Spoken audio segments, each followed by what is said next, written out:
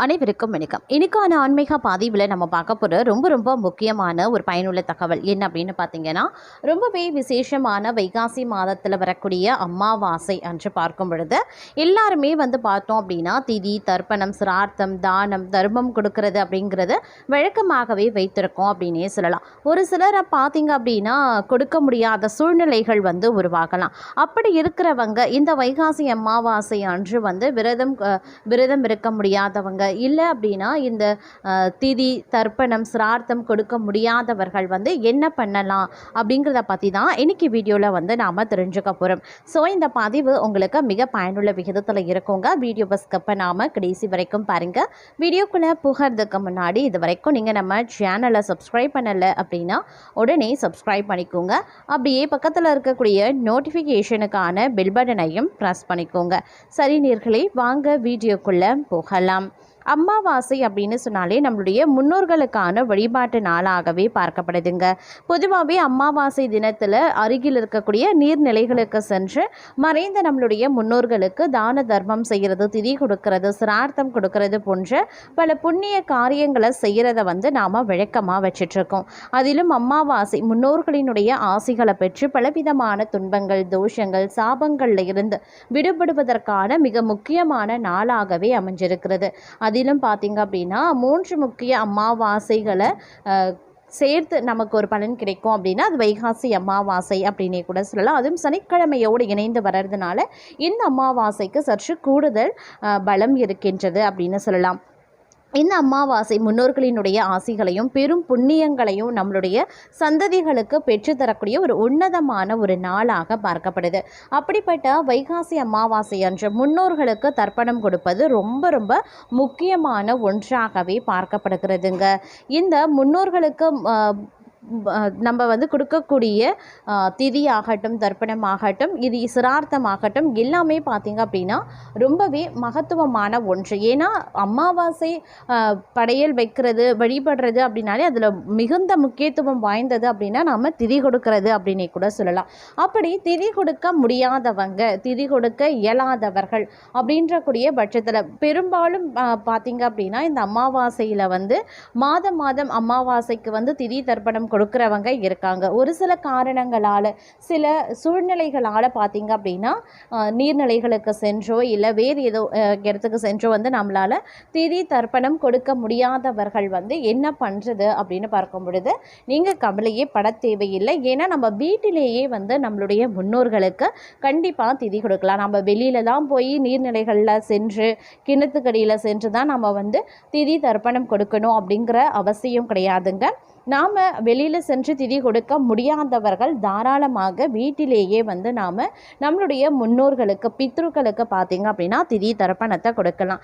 அதாவது வழக்கம் போல் பார்த்திங்க அப்படின்னா அதிகாலையில் நாம் எழுந்து குளித்து விட்டு வீடு வாசல் சுத்தம் செய்து விட்ட பிறகு பார்த்தோம் அப்படின்னா நம்மளுடைய முன்னோர்களுக்கான புகைப்படம் இருக்குது அப்படின்னா எத்தனை சந்ததி இருக்கிறதோ அத்தனை புகைப்படங்களையும் எடுத்து தொடச்சிட்டு சந்தன குங்குமம் இட்டு வண்ண மலர்களால், வாசனை நிறைந்த மலர்களால் நாம் அலங்காரம் செய்து அவர்களுக்கு பிடித்தமான உணவுகளை படையலிடுவோம். அதே மாதிரி பார்த்திங்க அப்படின்னா நம்ம முன்னோர்களுக்கு இடக்கூடிய படையலில் பார்க்கும் பொழுது பெண்கள் பார்க்கும் பொழுது பெரும்பாலும் பட்டினி இருந்து சமைப்பாங்க.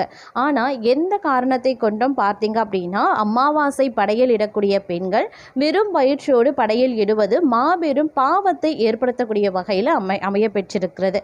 ஆண்கள் தாராளமாக விரதங்கள் மேற்கொள்ளலாம், சாப்பிடாமல் இருக்க வேண்டிய கட்டாயம் ஆண்களுக்கு மட்டுமே இருக்கிறதை தவிர்த்து பெண்களுக்கு அது கிடையாதுங்க. பெண்கள் கட்டாயம் உணவை அருந்திவிட்டு தான் சமைக்கவே செய்யணும். அதில் கொஞ்சம் சிறப்பு கவனத்தை செலுத்த பாருங்கள். இல்லைன்னா தேவையில்லாத பாவம், தோஷம் தங்களை சேரும். அதே மாதிரி பார்த்திங்கன்னா நீங்கள் நீர்நிலைகளுக்கு சென்று தான தர்மம், திதி கொடுக்க முடியாதவங்க வீட்டில் பார்த்திங்க அப்படின்னா சாப்பாட்டில் எள்ளு, அதாவது கருப்பு எள்ளோ அல்லது வெள்ளை எள்ளோ கலந்த உணவை நாம் பிண்டமாக வைத்து தட்டில் தண்ணீர் ஊற்றி கரைப்பது அப்படிங்கிறது நல்ல விஷயம். இது வந்து கரைச்சதற்கு பிறகு ஒரு தாம்பல தட்டில் வந்து பிண்டத்தை எடுத்து தண்ணீர் ஊற்றி கரைத்ததற்கு பிறகு அந்த தண்ணீரையும் அந்த சாதத்தையும் பார்த்தீங்க அப்படின்னா கால்படாத இடமாக பார்த்து வந்து நாம் ஊற்றிடணும். இந்த பிண்டத்தை வந்து பார்த்தீங்க அப்படின்னா நீங்கள் செடி கொடி மரத்தினுடைய வேர்க்காலில் வந்து நீங்கள் ஊற்றும்போது மிகுந்த நன்மையை தரும். ஆனால் யாருடைய கால்லையும் படாத வண்ணம் வந்து அந்த பிண்டத்தை வந்து கரைச்சி ஊற்றிடுறது ரொம்ப ரொம்ப நல்லதுங்க. இது செய்ததற்கு பிறகாக பார்த்தீங்க அப்படின்னா வீட்டில் படையலிட்டு நாம் முன்னோர்களை வழிபாடு பண்ணுவோம். அப்படி முன்னோர்களுக்கு நாம் வழிபாடு முடிஞ்சதுக்கு பிறகு பார்த்தோம் அப்படின்னா காகத்திற்கு உணவளிக்கணும். காகத்திற்கு உணவளித்ததற்கு பிறகு காகம் அந்த உணவினை உண்டதற்கு பிறகு தான் வீட்டில் இருக்கிறவர்கள் ஆண்கள் வந்து சாப்பிட ஆரம்பிக்கணும். அதற்கு முன்பாக காகம் சாப்பிடுவதற்கு முன்பாக நீங்கள் வந்து எக்காரணத்தை கொண்டு உணவுகளை வந்து அருந்த கூடாதுங்க. காகம் எடுத்ததற்கு பிறகு தான் நீங்கள் உணவுகளை வந்து சாப்பிடணும். அதே நேரம் பார்த்தீங்கன்னா உங்களால் வந்து இப்போ அமாவாசை வந்து படைக்க முடியாத சூழ்நிலை, அமாவாசை படையலே வைக்க முடியாத, அமாவாசை வழிபாடே எங்களால் பண்ண முடியாத சூழ்நிலை இருக்குது, நாங்களாம் என்ன பண்ணுறது அப்படின்னு கேள்வி கேட்குறவங்களுக்கு இன்னொரு அருமையான வழி இருக்கிறதுங்க. அன்றைய தினம் பார்த்தீங்க அப்படின்னா யாருக்காவது ஒருவருக்கு வந்து அன்னதானம் வழங்குறது ரொம்பவே சிறப்புக்குரியது. அதே போல் வீடு தேடி யார் வந்தாலும் அவர்களை உபசரித்து அனுப்ப வேண்டியது முக்கியமான ஒன்று. ஏன்னா நம்மளுடைய முன்னோர்கள் யாரின் வடிவத்திலையும் வரலாம் அப்படிங்கிறதுனால உணவு அளித்து அனுப்புவது ரொம்ப ரொம்ப நல்லதுங்க. அமாவாசை அன்று தங்கள் வீடை தேடி யார் வந்தாலும் சரி, அது விரோதியாக இருந்தாலும் எதிரியாக இருந்தாலும் வயதானவர்கள், பசி பட்டினியோடு வருபவர்கள், இல்லை வேறு யாரேனும் வருகிறார்கள் அப்படின்னா அவங்கள வந்து நீங்கள் வெறும் வயிற்றோடு அனுப்பக்கூடாது. நன்கு உபசரித்து உணவை வந்து கொடுத்து அனுப்ப வேண்டியது அவசியமாகிறது. அதே மாதிரி முன்னோர்கள் வந்து யார் வடிவத்திலையும் வரலாம் அப்படிங்கிறதுனால உணவு அளித்து அனுப்புறது ரொம்ப ரொம்ப நல்லதுங்க. யாருக்கும் உணவு அளிக்க முடியாதவர்கள் அந்த நேரத்தில் வந்து உங்களால் வந்து யாருக்குமே உணவு அளிக்க முடியல அப்படின்னு நினைக்கிறவங்களுக்கு பார்த்தீங்கன்னா காகத்திற்கு கட்டாயம் உணவு அளிக்கலாம். அப்படி இல்லையா பசுமாட்டிற்கு அகத்திக்கீரை, வெல்லம் கலந்த பச்சரிசி ஆகியவற்றை உணவாக நீங்கள் கொடுக்கலாம். முன்னோர்களுக்கு புதிய துணிகள் வைத்து படைக்கக்கூடிய வழக்கம் இருக்கிறவங்க அதை வழிபட்ட பிறகு யாராவது வயதானவர்களுக்கு அந்த வஸ்திரத்தை அந்த ட்ரெஸ்ஸை வந்து நீங்கள் தானமாக கொடுக்கறது மிகுந்த நன்மையை தரும் அப்படின்னே கூட சொல்லலாங்க. அதே நேரம் பார்த்தீங்க அப்படின்னா இவ்வாறு நாம் வந்து அமாவாசை தினத்தன்று பார்க்கும் பொழுது திதி தர்ப்பணம் கொடுக்க முடியாதவங்க வீட்டிலே வந்து பிண்டம் வைத்து நீங்கள் செய்யலாம். அதுவும் முடியாது அப்படின்னு சொல்கிறவங்க வந்து வீட்டில் இருக்கக்கூடிய ஆடு மாடுகளுக்கு உணவளிக்கிறது, நாய் பூனைக்கு உணவளித்தாலும் கூட மிகப்பெரிய புண்ணியம் நமக்கு வந்து சேரும். நமக்கு காகத்துக்கு தான் உணவளிக்க, காகம் கட்டாயம் நம்ம உணவளிக்க வேண்டியது, மாடுக்கு தான் உணவளிக்கணும். இல்லை வீட்டுக்கு யாராவது வந்தாங்க அப்படின்னா அவங்களுக்கு மட்டும்தான் உணவுகளை வந்து வழங்கணும் அப்படிங்கிறது கிடையாதுங்க.